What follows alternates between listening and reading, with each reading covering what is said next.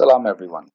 So in this lesson, a very brief lecture, I just want to highlight what is the meaning of the word kafir, right? In Arabic word kafir. So in Surah Al-Baqarah, which is chapter 2 and verse 34, and prior to this, God is actually telling us a nice narrative or story about the Iblis itself, where Iblis did not submit to Allah's instructions or commands.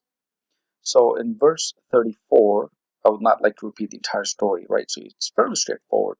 If you read, you should be able to understand. Doesn't matter which version of the Quran you use, so it doesn't really matter. In any case, verse 34 is where God says, "Wa is qulna lil malaikati isjudu li Adama, fasajadu illa iblis."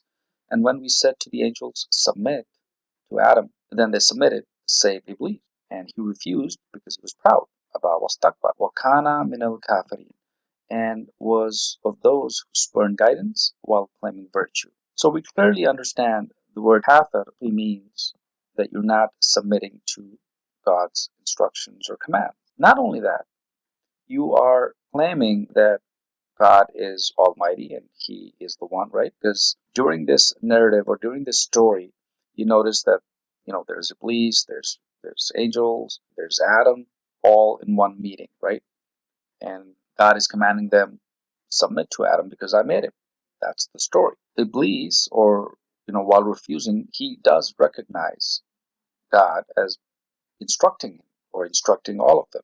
But at the same time, he refuses because he was proud. So the point I'm trying to make is that the meaning of the word kafir simply means, according to the Quran, the definition is that you recognize and you accept God's instructions and commandments, right? Or commands, but you don't want to follow it.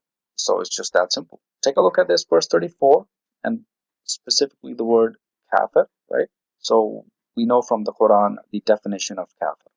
So every time you read the entire Quran, no matter which verse you're reading, that means we need to abide by the instructions provided by God. And if we do not abide, that means we're also one of the kafirs, right? So it's just that simple.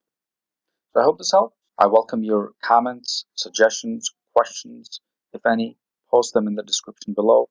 And do subscribe to this channel. I bring regular updates as an independent scholar and researcher. I not only value your opinions and learn from you, but also I bring you a lot of the details that I find as I ponder on this book of God. And do not forget to comment, share, and subscribe. Wassalamu alaikum.